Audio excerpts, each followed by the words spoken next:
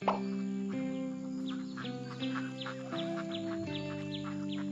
Year's Eve is a day of celebration where people around the world rejoice and party. In 3 sheets, I travel around the world and I party wherever I go. I bring the party with me, which makes me often wonder if there's a party where I'm not. Today, I have been brought to some remote destination in the middle of, what do you call this place? Oh, yes, Manhattan, where I should do an international pub crawl. There we go. Woo! Put it down, Coach! Yeah! Join me.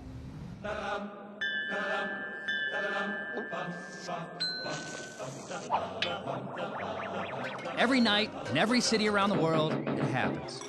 People pour into local watering holes to, well, drink. It's my mission, that's me, to traverse the globe, getting to know these different people and their drinking customs. Bellying up to the bar, and with any luck, making some new friends.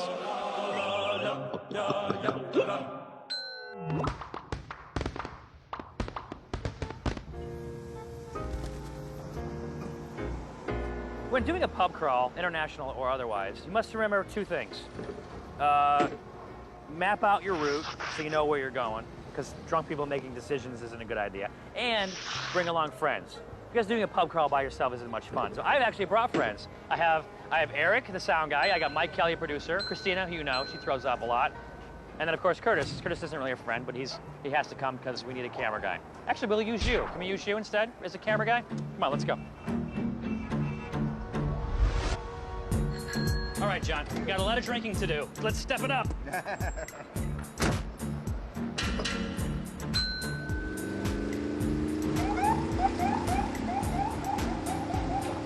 Oh, hello. Lamprey. Zane Lamprey.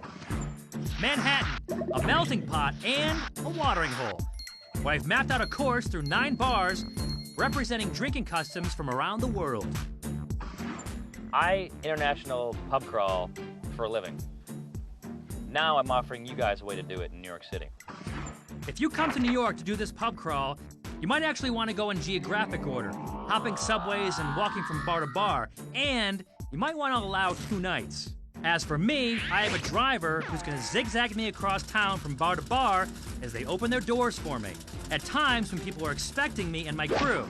And if you watch this show, you know we meet a lot of interesting people. People like this guy. The guy behind me keeps drinking my beers. He just keeps picking them up and drinking them like they're his beers. And that guy. I would not like to meet you. There's going to be a lot of cops that are unhappy with you. Maybe you should move to Canada. This guy's interesting. Forget it.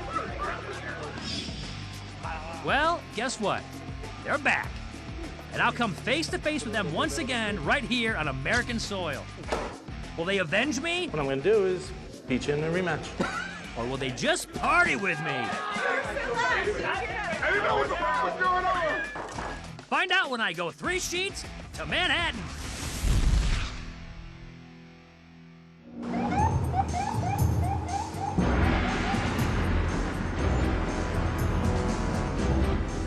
I'm now headed to the World Bar to drink worldly drinks. Do you see why we're starting at the World Bar? Because this is an international pub crawl. So we're starting at the World Bar, which is near the UN. You see what we did there? Okay. Located in the Trump Tower next to the UN, the World Bar is famous for a swanky, high-priced beverage called the World Cocktail. It's funny when you're offered a drink that costs like $50, and I just prefer a beer. You guys prefer beer? Oh well, as drinking ambassador to the world, duty calls. Time to see why this drink is said to be worth its weight in gold. Hey, Ken. Zane, how are you? Nice Good to finally see you again for the first time. Welcome to the World Bar. Thank you very much. Ken is the general manager here, and he's let me in before they open for a special one-on-one about the World Cocktail.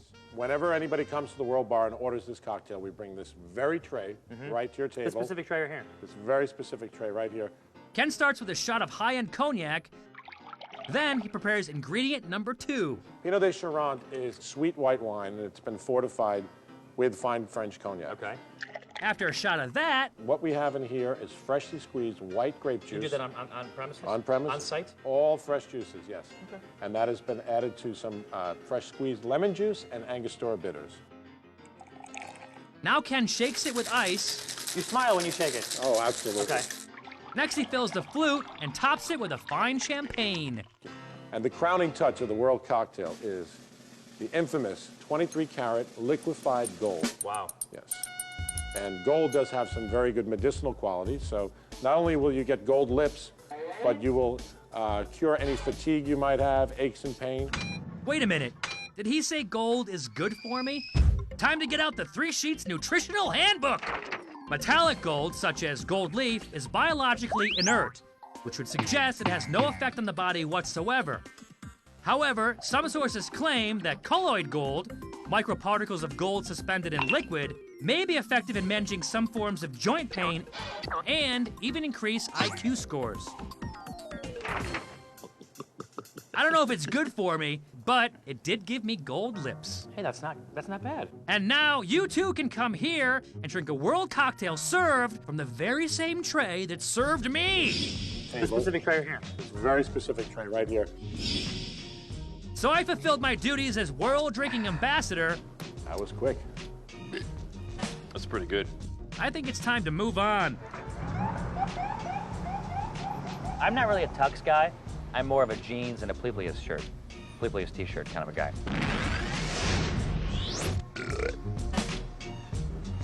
More casual clothes, and onto a more casual bar. The one and only McSorley's.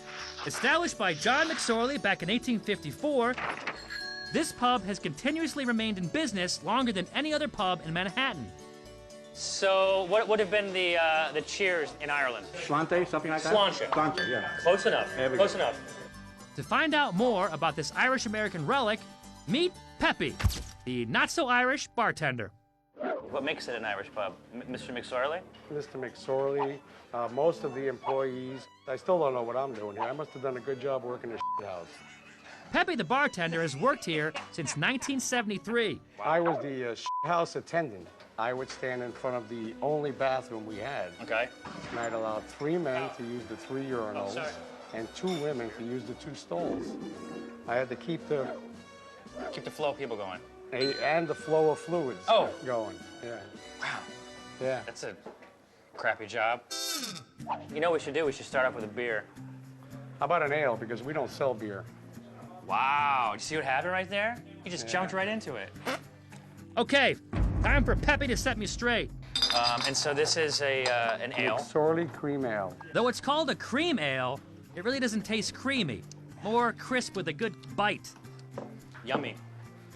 Hoppy. Now time for the dark. You just have 2 kinds of beers. 2 kinds of ales. Damn it. Don't 2 mind kinds me of if I ales. don't. You don't even serve any, Irish beers. That's correct. It's all... Why sell somebody else's when we can sell our own? Both the dark and the light are around 6% alcohol, but the dark is actually sweeter and milder in flavor because caramel has been added. How does that grab you? It's nice. same. You know, this one actually has a stronger taste Yes. than this one. I think so. That's preferred by the younger people that come in here. I'm a younger people. Peppy says these are the original recipes dating back to when this place was first established. And the fact that this place and its ales have survived as long as they have is no small accomplishment. We had this little thing called Prohibition in the Heard about that. That would be Yeah, very yeah, bad yeah. for my show. McSorley survived Prohibition by doing 2 things. First, they began brewing a near beer with an extremely low alcohol content that met with government standards, and they served it to patrons in the front room. Second, they maintained a profitable under-the-table operation in the back room. A speakeasy, was it? For the most part, yeah. So you had to have a password to get back there? A password or, Or know somebody? that helped. That helped. Tammany Hall was only 7 blocks away, so we catered to the politicians. Hello. Long before Prohibition, McSorley's was the place to come to make the mother of all wishes. During the Great War, before the local guys would be shipped out, they'd have a turkey dinner in here, they'd save the wishbones. Wow.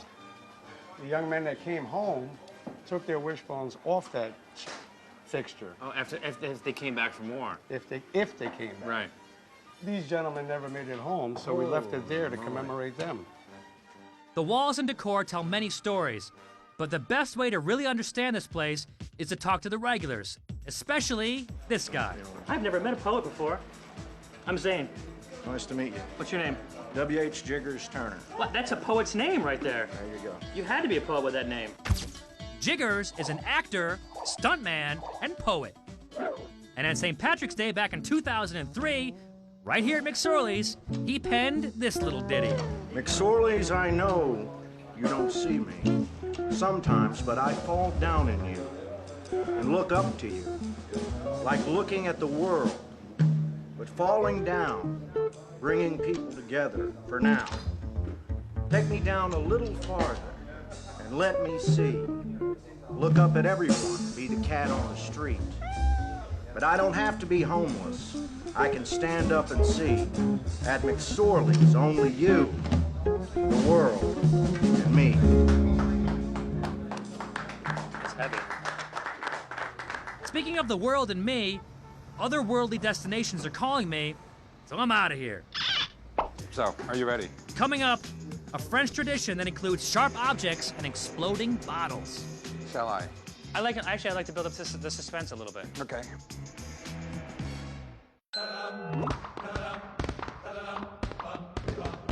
In France, New Year's Eve is celebrated with a feast called La Réveillon de la Saint-Sylvestre, in honor of the Pope who built St. Peter's Basilica. These feasts often include champagne and foie gras.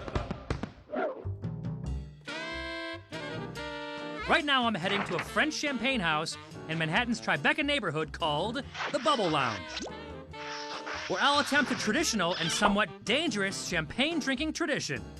Don't try this at home. Don't try to do what we are doing at home. So what are we doing? I'm here with Eric, and Eric is going to show me how to open a bottle of champagne with a sword, a rapier, if you will, an implement of destruction. Eric is what they call a master saberer. He gives classes on how to open champagne with a sword right here on the premises. If you watch other episodes, you'll notice I carry a sword with me. Well, only in Croatia. But with a machete in Puerto Rico and a pretty vicious fork in Mexico. Anyway, about sabering. You see, the art of opening champagne bottles with swords dates back to Napoleonic times when French military officers would do it in celebration of victory. If you wanted to do this at your house and you didn't have one of these sabers, you'd take a kitchen knife and you'd use the back side of the blade. You can do this with a kitchen knife? Like a big butcher? Yeah, sort of a heavy knife. Okay, secondary disclaimer time. Look, people, this can be really dangerous. Seriously. We're talking about sharp objects, broken glass, and flying projectiles. So we at 3 Sheets recommend you leave the saber rattling to the experts. So now you're gonna show me how to open this bottle. So what you're going to do is make sure that the bottle is very well chilled. Okay. The best thing to do is to put it for a few minutes neck down in ice water. Okay. The reason you chill it neck down is first, because cooler champagne is less likely to foam out and wind up on the ground. And second, cool glass is more brittle, making it easier to break. Really don't want to shake it. You don't want to have too much trauma to it, and you're going to undress it completely from the shoulder up. Wait, did you hear what he just said? You're gonna undress it completely. Yeah, he said undress. Time for a little striptease! To properly undress a champagne bottle, you must first remove the aluminum gown. Then, place your thumb over the cork to prevent a premature burst, and remove the muzzle or cage, leaving behind a naked bottle, anxious to release its precious nectar. At this point, you're holding the equivalent of a loaded weapon. So always do like I'm doing here and point it away from people because it can blow up at any time. Really. Yeah, baby! That's what I was saying. You don't even use it. You did it. Check that shit out. Yes, you saw it right here on 3 Sheets. Undressed champagne bottles do spontaneously open. Anyway, back to Eric's bottle. I've got the thumb up the rear. Okay. He holds the bottle like that so he doesn't catch any fingers with the sword. So you put the blade on the stitch. Okay. The stitch should be like the seam. The seam is the weakest point on the bottle, created when the glass was fused together. Okay. I know. It looks like to me like you're gonna hit this little rim here. That's the annulus. Okay. And I'm gonna go, and this kind of a movement is gonna be just about that fast, and it's gonna be. I'm sorry. Is the core coming? Is the bottle breaking or no? Yeah, it's breaking right around the annulus right here. Notice the angle on the bottle. He keeps it tilted up slightly so champagne is not pressing against the cork. This reduces overflow after it's opened. So, are you ready? Shall I? Okay, I'm ready. I'm ready. You ready? Yeah. All right. There you have it. Nice clean cut. So we're not worried about glass Nope. shards? Why? The pressure in the bottle of champagne is equal to that of a truck tire. If there's any shards, they're not going in. I can vouch, no shards in the glass he pours for me. Nice. You see, you got a clear cut here, nice and clean. Clean and sharp. So that is sharp. It is sharp, and then, yes. And then the other thing is that the champagne bottles are always going to be cold and wet by nature. Okay. So you put it back in the ice bucket, and when you pick it up, if you don't have a good grip, You will your hand slide and you will slides. cut. You might cut off your hand. Okay, I've seen the master. So you want to do it? Yes. Remove the gown. Would it be really embarrassing that if I cut myself in the tin foil? No. Okay. It would make the show. Place thumb above cork when removing the muzzle. Because sometimes they misfire. Locate the seam. So it's right there. Bottle angled up slightly, hand underneath, thumb in the rear, and fire away. And it's not in the wrist, it's all in the elbow. So, okay, so it's just this? Yep. And it's How follow quick? through. How quick? Like that? Maybe a little bit quicker. Like that? Yep. There you go. Now, Don't f with me. There you go. Don't f with me. No. Now, if you're a regular watcher of the show, you know that when I went to Champaign, France, I earned an honorary diploma from Champaign College. Well, here at the Bubble Lounge, Eric is doing me one better. with this diploma, Zane, Yes. I knight you into the order of Champagne Sabers. With my newly earned bogus knighthood, I think my work here is done. Thank you. Thank you. Coming up, I discover the origins of German hooch. It's basically German moonshine. Yes. Right? Yes. And remember this guy? Time for a rematch. Won't even be close. I'll guarantee that. You're pointing to the outfield right now. No doubt.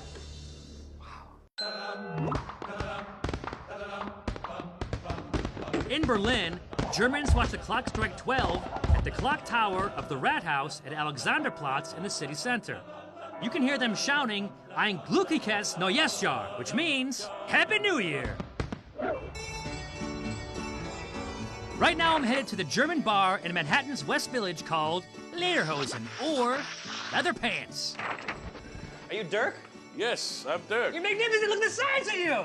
Hey, I nice was to coming in. meet I was you. going to come in here and wrestle you, but I'm not going to anymore. Dirk is the German-born owner of this place. Welcome to Lederhosen. Thank you. Is Jim the cop back there? Yes, he is. I'm gonna kill that. In case you've forgotten, I beat Jim the Cop in a chugging contest in Puerto Rico.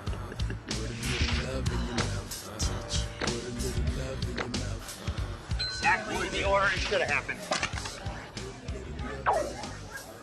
I would not like to beat you. There's gonna be a lot of cops that are unhappy with you.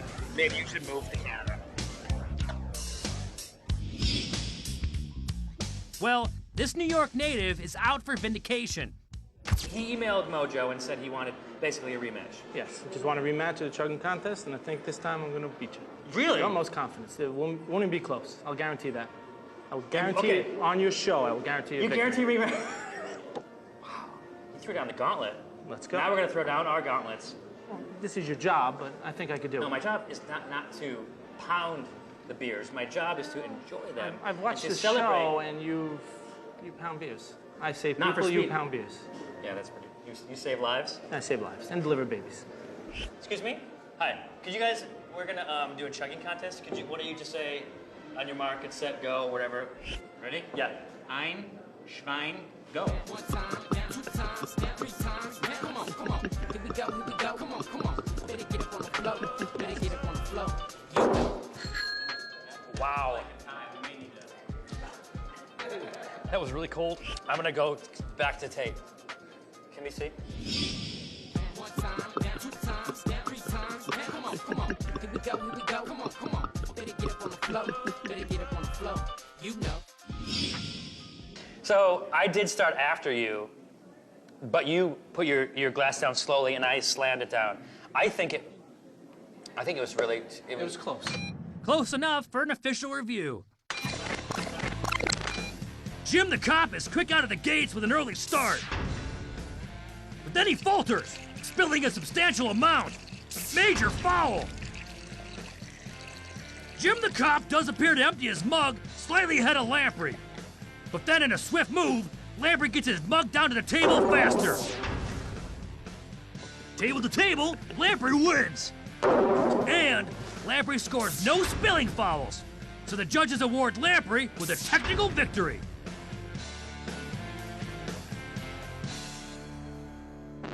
A technical victory?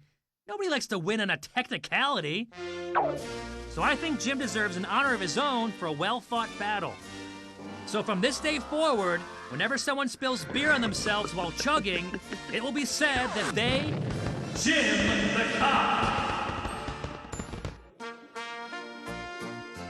And with the beers down our gullets, the water under the bridge, I think it's time to enjoy Lederhosen. And no better person to do it with than Dirk, the owner. To roast to each other. Okay, fine. For health. For health. On this, drink beer for health. On the going on the table is to salute to the place you're in. I salute your place. Yes. So much. Awesome. There we go. Yes, Dirk serves German beer and Oktoberfest-style mugs. But his bar is also a collection of other more potent German beverages, including this one, called First Bismarck. It's basically German moonshine. Yes. Right? Yes. It's a commercialized version of the moonshine. It's a commercialized version. It's grain alcohol made from corn, much like American moonshine. They used to have anywhere from 140 to 160 proof. Dirk says that back in the day, German mining companies used to ration rot gut out to workers.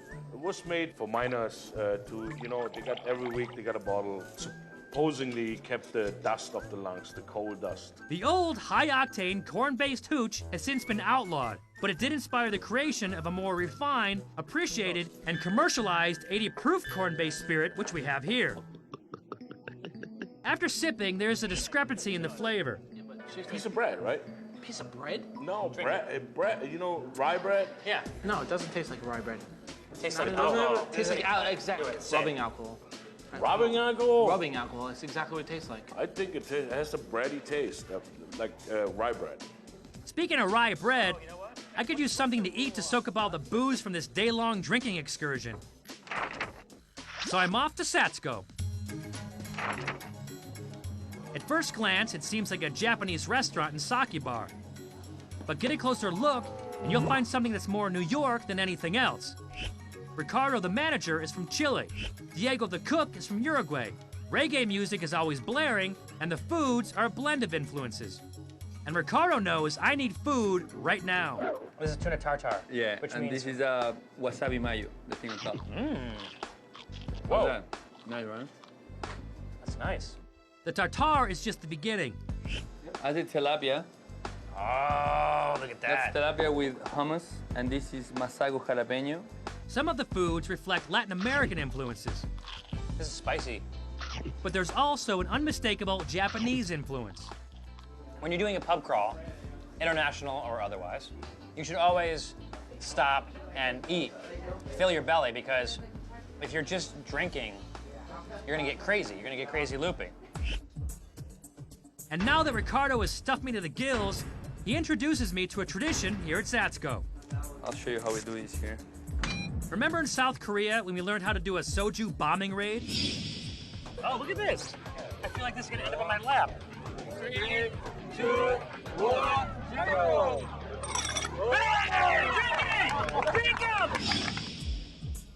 Well, here at Satsuko, they have a signature sake bomb.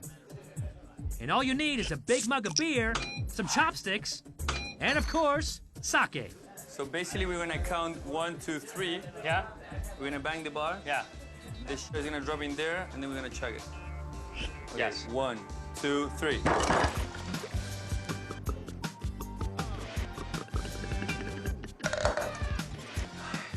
Okay, you can't win them all, especially after eating an endless supply of food. You know what? How's that? I was afraid. I almost jimmed the cops on my shirt. So if you got a little stuff in your stuff, he'd be like, ah, you jimmed the cop. And, you know what I mean? Because he's notorious for doing that kind of crap. Not only does Ricardo serve up sake bombs, he serves up a vast amount of knowledge about the wide variety of sakes they have on the menu. The way I learn here about sake is basically drinking. I've been working for 3 years in this place. Do you speak Japanese? No, or but just food? But my trick is that I pronounce Japanese as Spanish. So even Japanese people think that I speak Japanese because the vowels are the same. I, I, O, U. You see what he's doing? Give me an example. This one sounds good. Kiku masamune taru. So you do it like with a Spanish cadence. That's my trick, yeah. That's a good trick. Yeah. Even though they know it. Yeah. Use it. But that's not the only Japanese-Spanish hybrid around here. Kampud. Kampud. What's that mean? Kampai salud. Okay, so kampai is cheers in Japanese. Kampai. Kampai. Kampai. Kampai. Kampai. Bye-bye. Salud is cheers in Spanish. Salud. Yes. Salud. Salud. Put them together, and there you have it. Did you just make that up? Yeah. You heard it here first. The official Satsuko toast, as determined by Ricardo, right here on 3 sheets. In honor of our new toast, Ricardo breaks out the fancy stuff. It's called bunrako kinmai. He says with a Spanish accent. That's good, right? Ah, what the heck. I had liquid gold earlier. Now it's time for the gold leaf. It looks like a snow globe with booze and gold. Ricardo tells me that this is a popular ceremonial drink in Japan. Kind of like champagne at weddings. Kampud. Kampud. You didn't make the clinky sound. Kampud. Kampud. Get it? I feel good. Good enough for a reunion with an old friend. Coming up, the beer hunter is back. Wow. Did you expect that it would be just like it was in Belgium?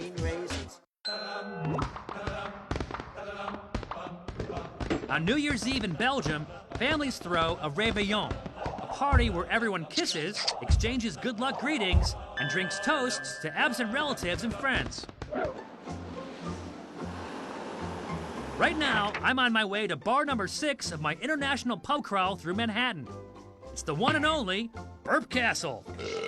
Around here, they take drinking beer very seriously. We're at Burp Castle, and this place is a Belgian-themed bar. Yeah, Belgian. And what happens is, it's an interesting thing that happens when you get loud at Burp Castle. They shush you. They shush you, and why? So we can have conversations. See, it's very sort of monastic. Oh? Monastic, like as in the monks. It gets loud. I was gonna You say, shush. You have some breathing exercises. It's like yoga, but with beer. The monks on the wall and the monastic tone make sense. Remember when we met that beer-making monk in Belgium?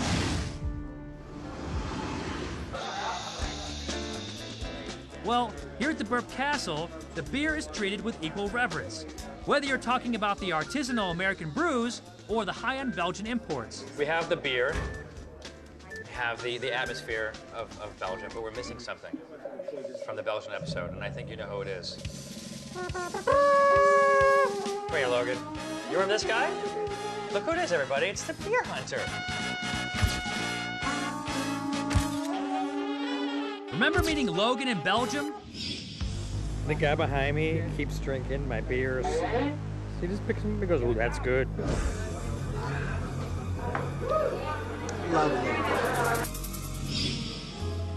Well, I've done some research on Logan in the blogosphere and found out that he really is a respected beer critic.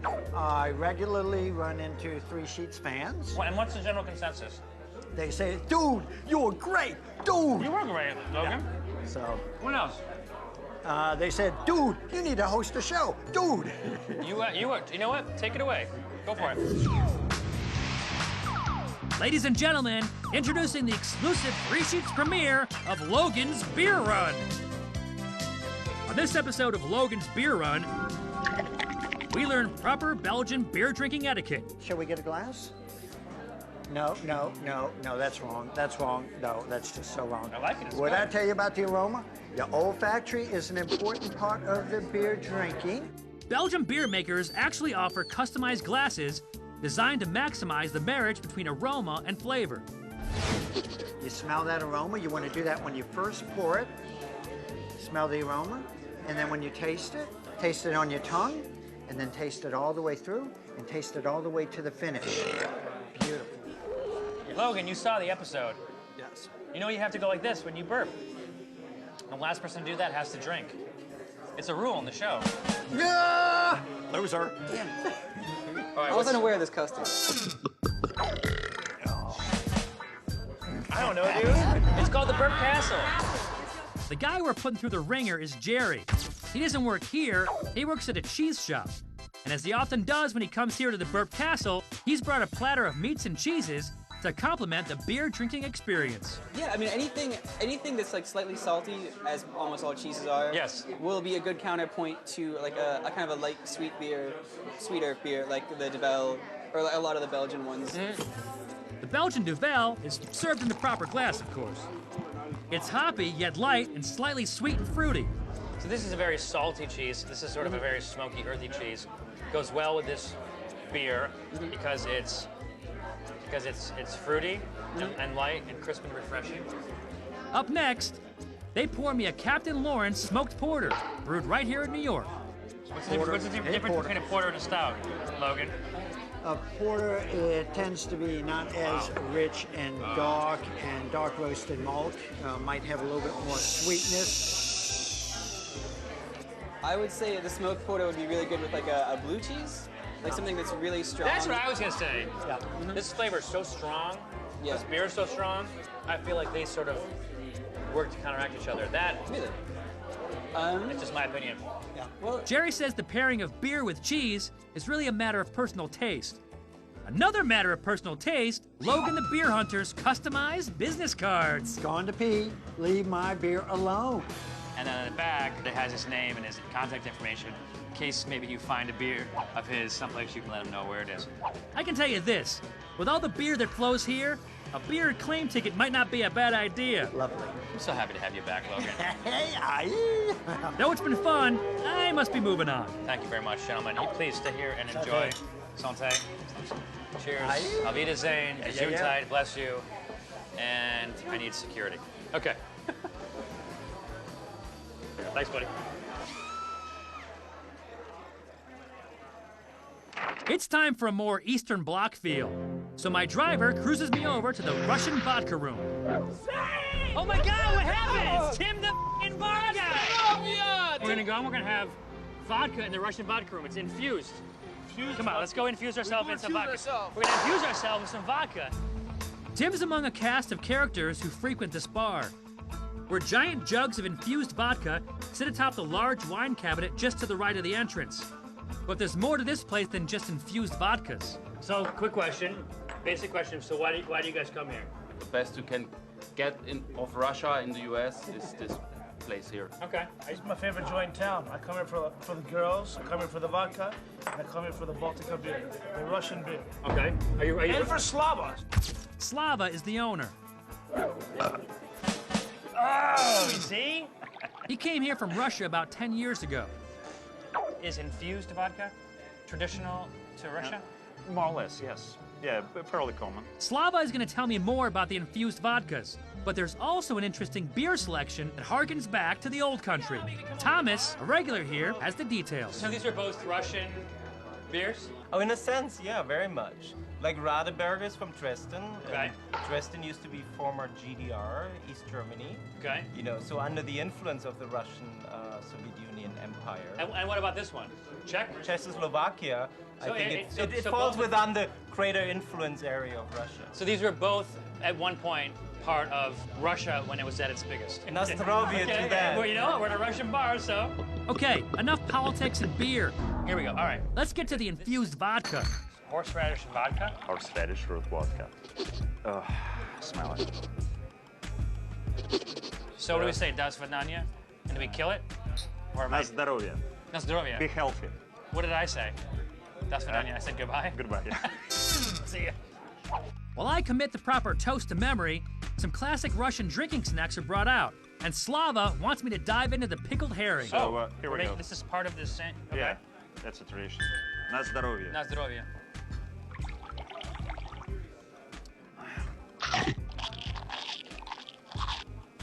It tastes like the horseradish you put on roast beef, and then you're eating this rich piece of meat. Yes, Fish, yeah, fish, okay, there's yeah. such a thing.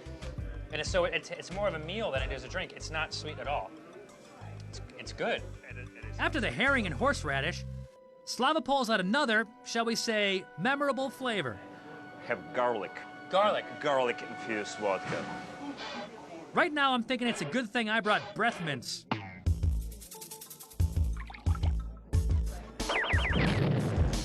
Yeah? What the mother? Slava says you can take the edge of a pungent drink like this by sniffing on Russian black bread. Bread schmed. How do I get to the good stuff? What can I say or do to make it so that we eat the caviar quickly? Caviar requires some pure stuff. Okay. I would stay away from infusion. Slava recommends a vodka called Zir. Very, very mild, nice, grainy flavor. And you keep it in the freezer. Of course, nice. and Okay, cold. why of course? You want your woman hot and your vodka cold. Before drinking, we prepare our opulent food chasers, blinis, which are like little Russian pancakes eaten with caviar and other toppings. Na zdrowie. Na zdrowie. You don't have to drink the whole one. What do you think? I think at I this love pace, it. I'm going to be hammered in about 17 minutes. You know how difficult it is to do a pub crawl in New York, an international pub crawl in New York, while pacing yourself. With that in mind, maybe it's time to spread the love. What, are you going to kill it? I think you should. Yes! Oh, yeah! Nostrovia! While these guys polish off the free vials of vodka, I make a break for it. Oh, wow, this bread smells good. That's good bread, you guys. Coming up, a south of the border bar where I meet up with a fellow mojo man. And we duke it out for HD supremacy. When you turn on your television, maybe you prefer things in the high definition format, which is from the future. No one understands it. What? King of Miami. Oh.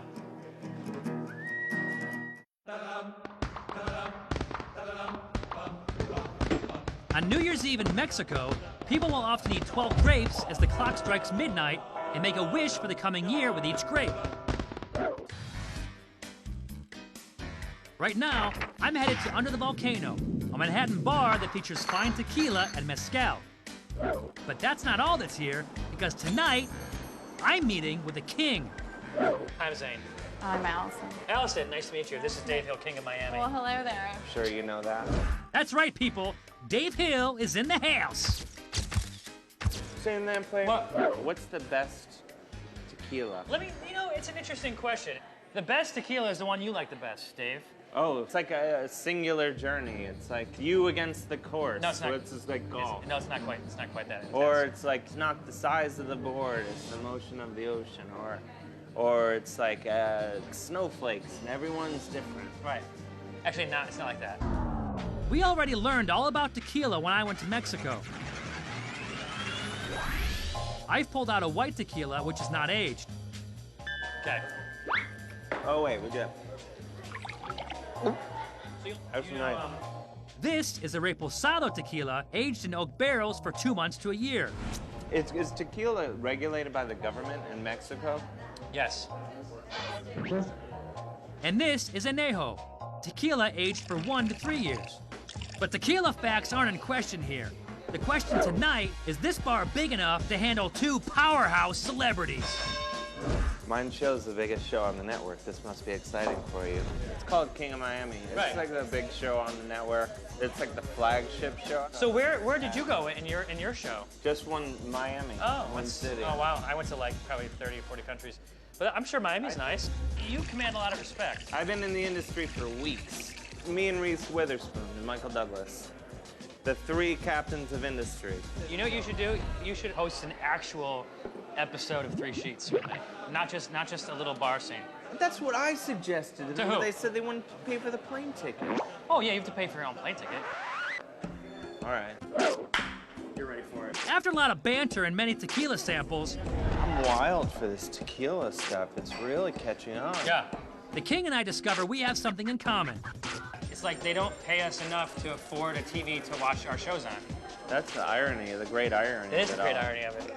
Now that we've bonded over our shared fame and low pay, I think it's time for a little surprise. Oh, is this an intervention? Is that what No, this is? no, That's this a is surprise? Oh, not on our show. The surprise here is cheap mezcal with a worm in it. Christina, Mike said we'd be remiss if we did not bring you into the show because you drank a lot of stuff. Here's clips of Christina drinking stuff. It's awesome. Just finish it.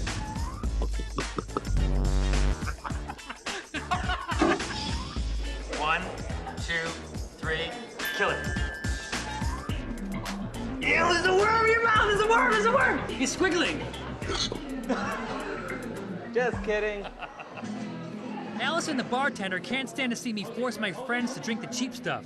I would say that your mass-produced mezcal that is using the worm as a gimmick or a scorpion as a gimmick is, you know, to get the little gringo frat boy to buy the bottle and drink to the bottom. Right. Thinking they're going to get high off But you don't. No.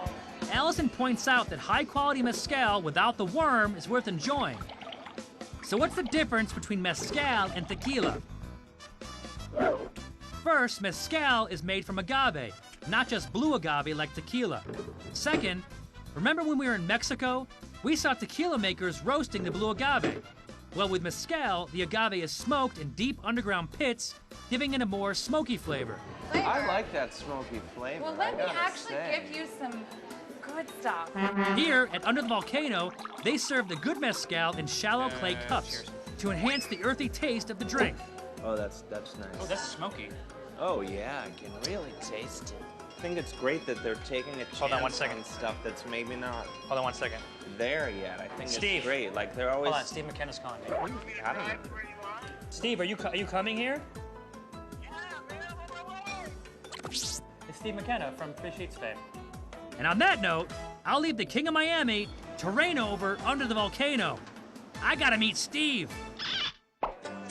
Coming up, drinking games with my drinking buddy.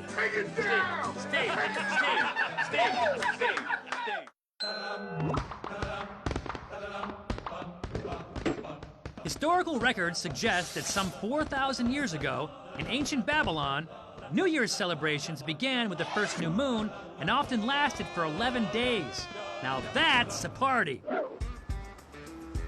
Right now, I'm in Manhattan on my way to the final stop on my international pub crawl, a slice of Americana at the Whiskey River with my favorite American drinking buddy, Steve McKenna. Remember the last time I drank with Steve in Kentucky?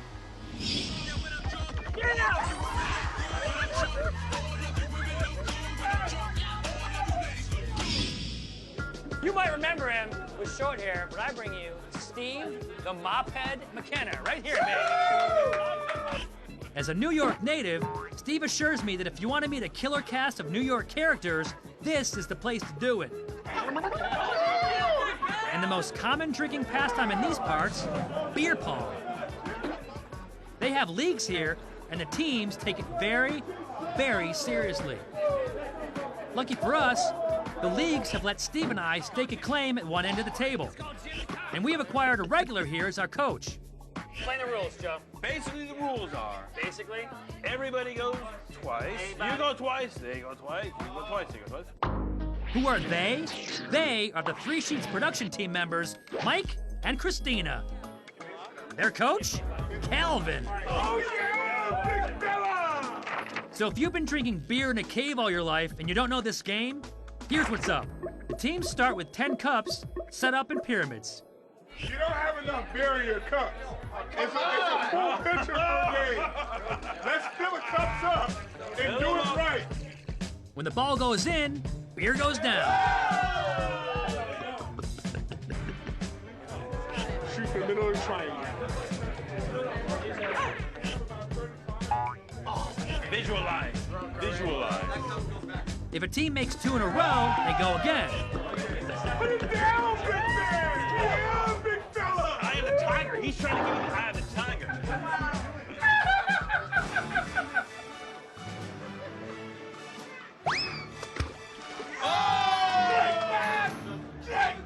I think now is a good time to take note of Steve McKenna's no-spill approach to chugging beer. He squeezes the cup to form a narrow funnel at the rim. This prevents the dreaded Jim the Cup. You see what I'm talking about? Is it? That's it. You see it?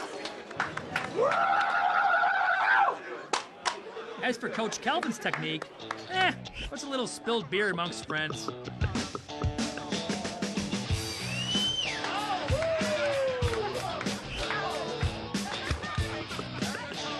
When you get down to 6, you reconfigure into a new pyramid. Then when you get down to 3, you reconfigure again. Our game is down to the 2 final cups. We got it! We got it! We got it! Let's go, team! Let's go, team! I'm gonna get this in no matter what.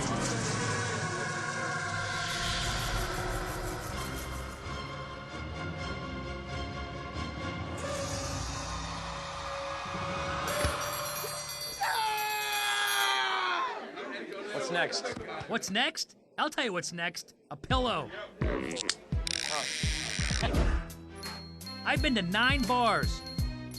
I've played with sharp objects. There you go. I've eaten well. And I've reunited with faces from my past. I'm so happy to have you back, Logan. I've had an international experience. There we go. Met unforgettable people. W.H. Jigger's turn. What? That's a poet's name right there. And best of all, reveled in victory alongside my buddy Steve. Well, at least we won, dude. Oops, careful, Stevie. Did you have fun? Want me to call a cab for you or something? Yeah. Okay. All right, man. Be good. You want me? Am I calling a cab for you, buddy? All right. Happy New Year's. Please drink responsibly. And if you can't do that, eat responsibly. All right, here we go. See, this is why you don't get Steve McKenna, because if you do get Steve McKenna, see, this is where he chose to sleep, here, and this is the bed. But this is as far as he made it. Do you know someone like that? Is that you? Okay, thanks for watching. Happy New Year's. La la la la la la la la la la la la